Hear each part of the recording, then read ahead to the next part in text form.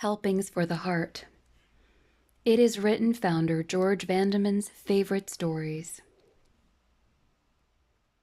Freedom Through Captivity.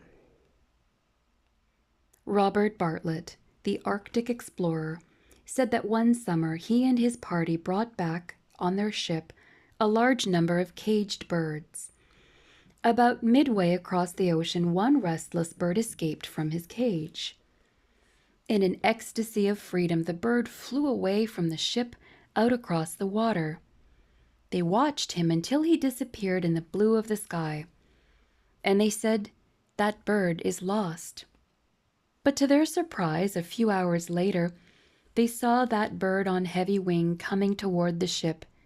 Panting and breathless, the little feathered prodigal dropped upon the deck. How eagerly that bird out over the water had looked for that ship again. The ship was no longer a prison. It was home. The ship was the only way across the ocean. And so, like that little bird, we batter and bruise ourselves trying to get away from God and fly off on our own. But we will find in the end that He is the only way across. Make me a captive, Lord, and then I shall be free. His own little show. A friend of mine sat on the grass near the Washington Monument in our nation's capital. It was the 4th of July. Every year, a quartet of 1 million people gather there to watch one of the most impressive displays of fireworks to be found anywhere. And what a spectacle it was this particular year! Showers of radiance, thundering noise, gasps of delight from the crowd.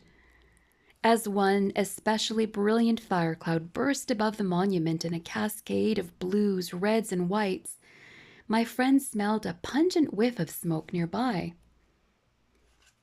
He turned to see a young man beside him lighting tiny sparklers that he had stuck in the ground. This person never saw the breathtaking fireworks against the ebony sky. Throughout the exciting fireworks spectacular taking place overhead, he tended his own little show and never looked up. When the last rockets of the grand finale had faded from sight, my friend finally turned to leave and almost stumbled over the young man. He was still there, elbows on his knees, gazing vacantly at the smoking stubs of his burned-out sparklers. What a picture of the spiritual condition of too many in our world today. Without Christ, lost forever, tending our own little sparkler show while the grand display of God's salvation is painted across the sky above us.